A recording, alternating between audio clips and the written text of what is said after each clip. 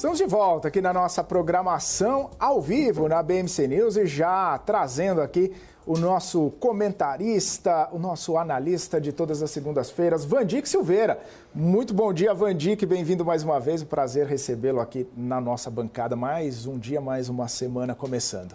Bom dia, Felipe, bom dia, Maurílio, bom dia a todos que nos assistem. Mais uma segunda-feira, um prazer estar aqui na BMC News. Ô, Vandique, e segunda-feira, claro, tem tantos assuntos para a gente repercutir, mas um que está mais próximo é a eleição municipal que a gente viu aqui no país. É uma eleição bastante disputada, muitas vezes polarizada, e a gente vê que alguns partidos e algumas figuras políticas acabaram ficando um pouco mais em evidência nessas eleições.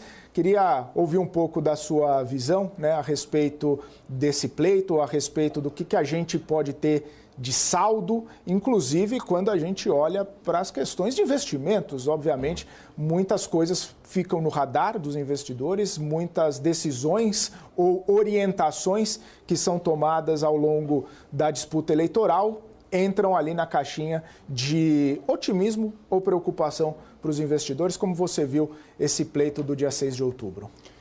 Felipe, nós tivemos um equilíbrio pela razoabilidade. E eu digo equilíbrio, mas não em toda a sua totalidade.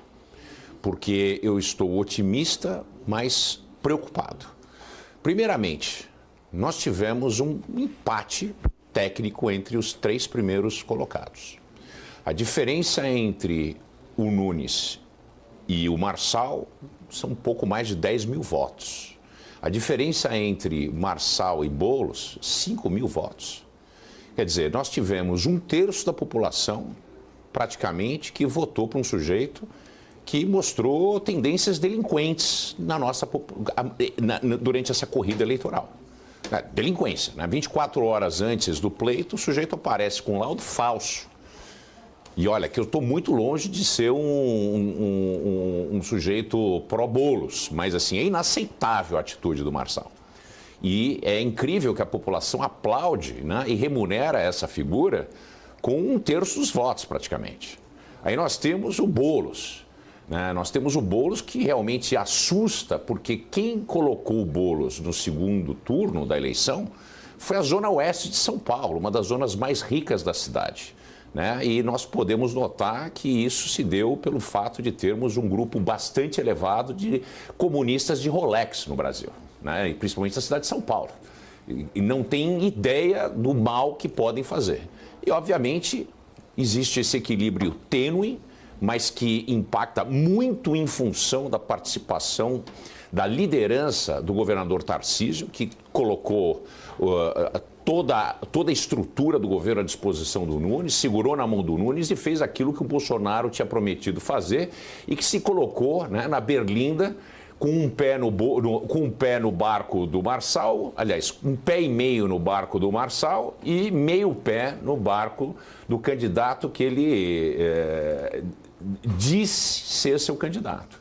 Quer dizer, mostra muito o tipo de estrutura política e os vieses que o Bolsonaro mesmo tem, né? Agora, depois ele vem com essa frase, uma frase tosca, dizendo que o Marçal foi um amor de verão, né? Querendo pular agora para o barco vencedor.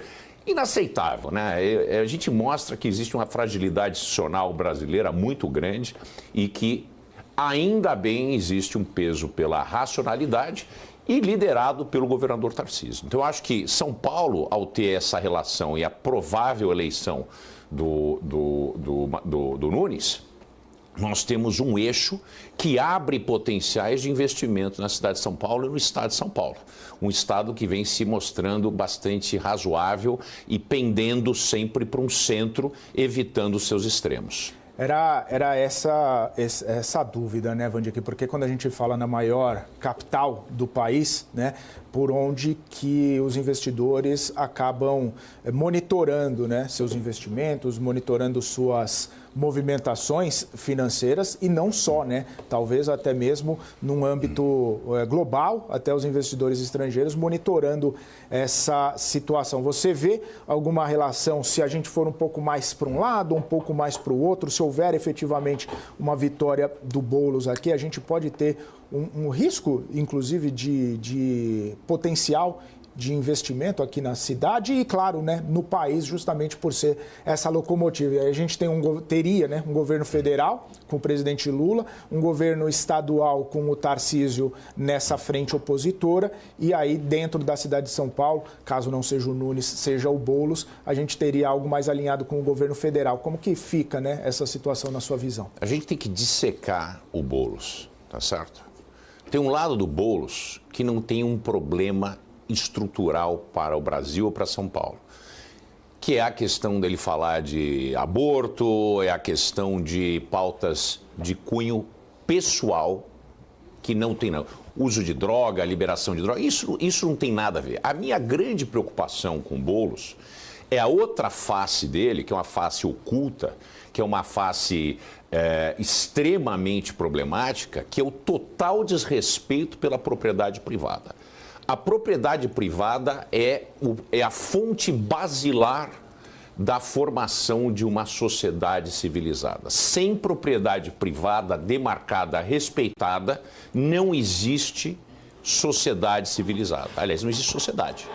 Então, a minha grande preocupação em ter um sujeito que tem um passado e um presente, porque ele continua defendendo e defendeu ontem, esse tipo de atitude de invasão de propriedade. E não é um fato de invadir propriedade que está abandonada. O fato da propriedade estar abandonada pode ser que exista um problema jurídico, onde membros de uma família herdeira não conseguiram resolver um impasse e o imóvel fica abandonado por essa razão.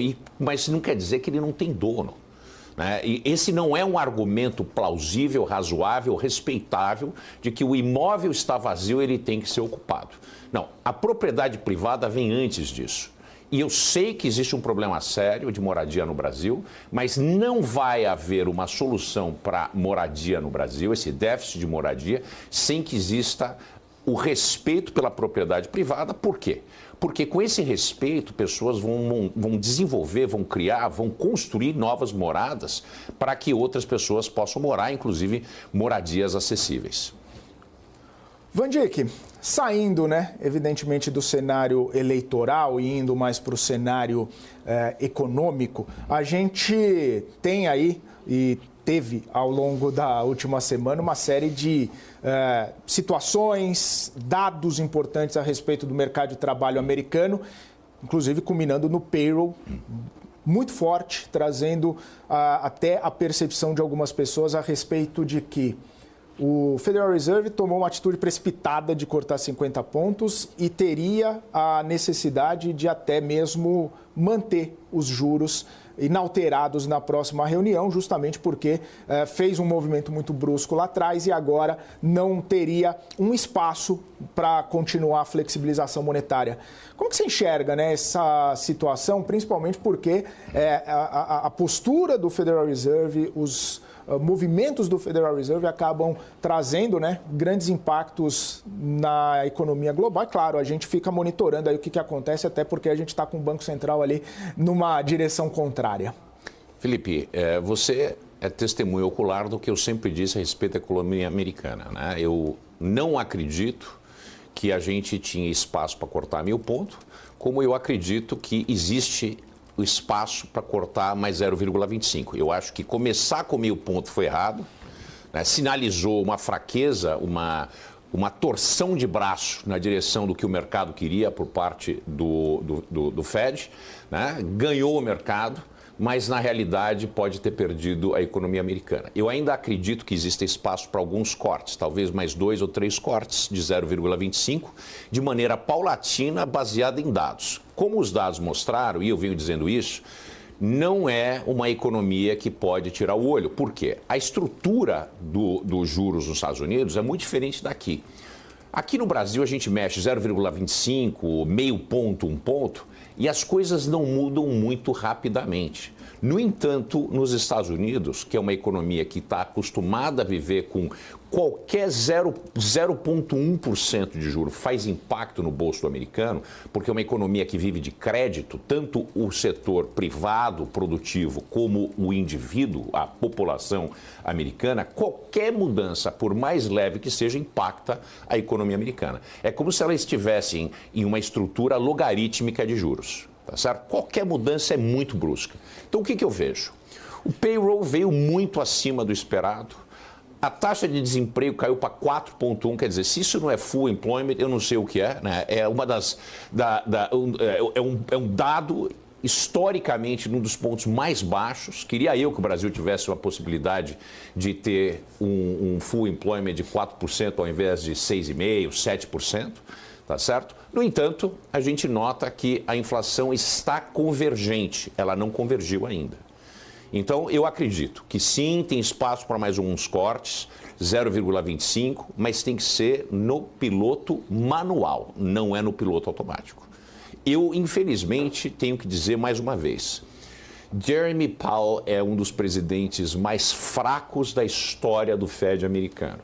Ele é hesitante, ele hesita demais, mostra uma certa fraqueza, incerteza, e isso preocupa muito os mercados. Eu espero que o próximo presidente dos Estados Unidos realmente agradeça e dê o boné de volta para o Jeremy Powell e procure alguém mais capaz para essa posição tão relevante para o mundo inteiro.